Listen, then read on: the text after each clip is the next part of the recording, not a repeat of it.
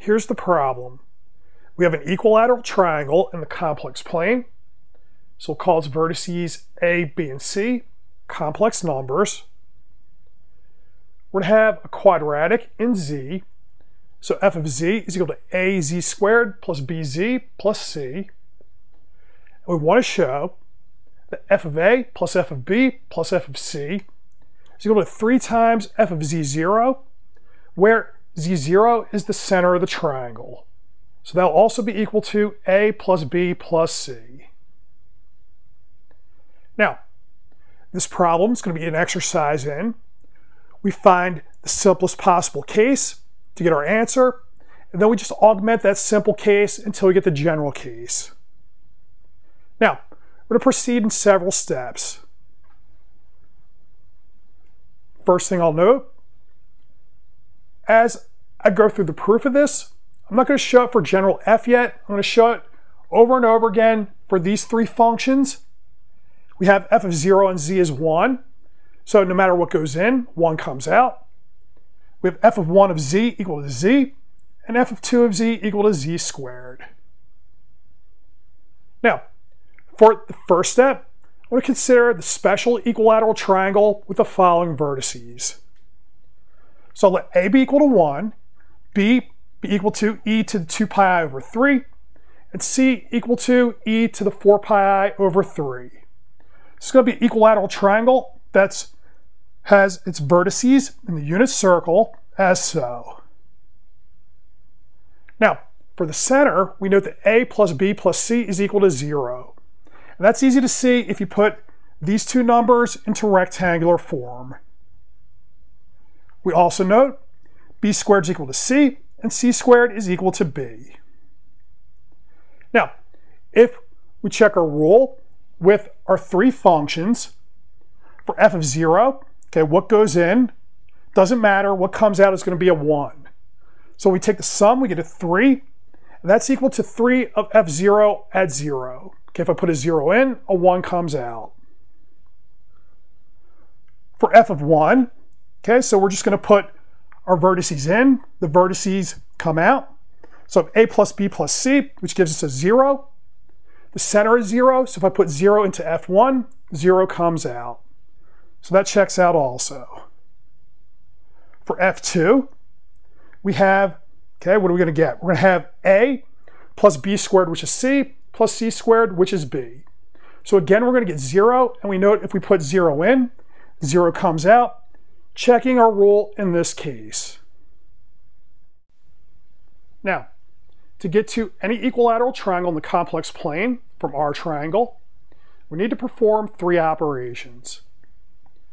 First, we need to rotate our triangle about the origin until the triangles are aligned.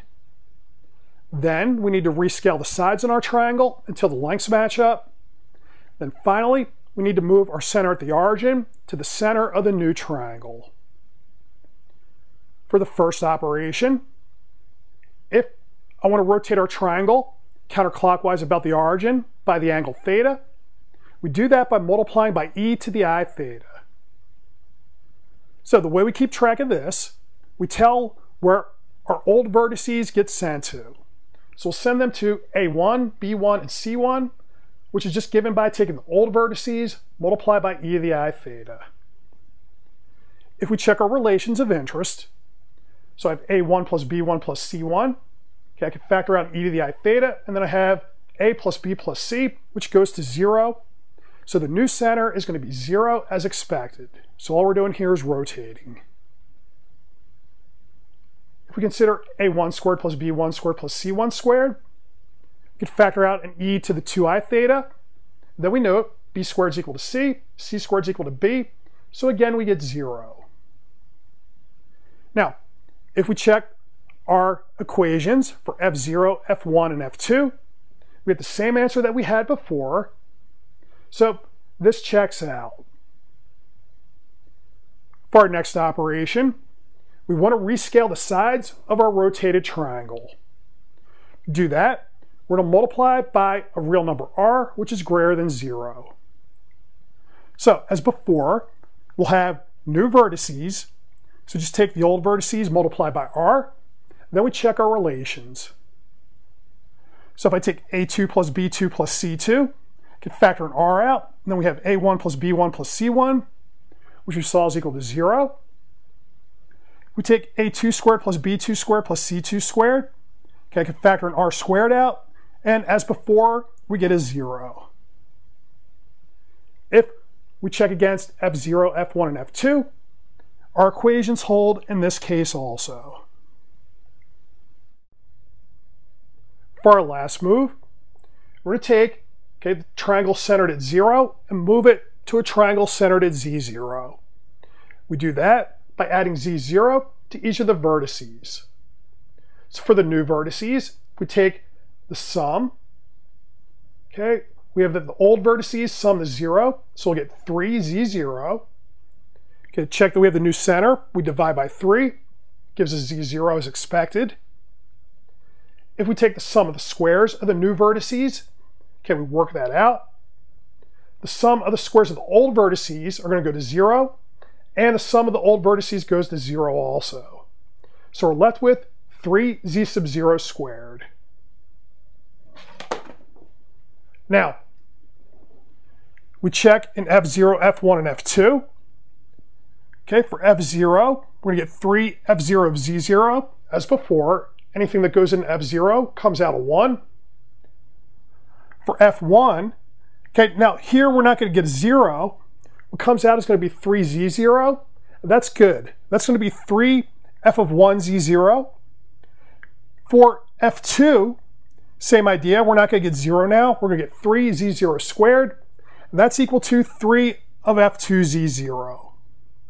So our three functions check out in this case.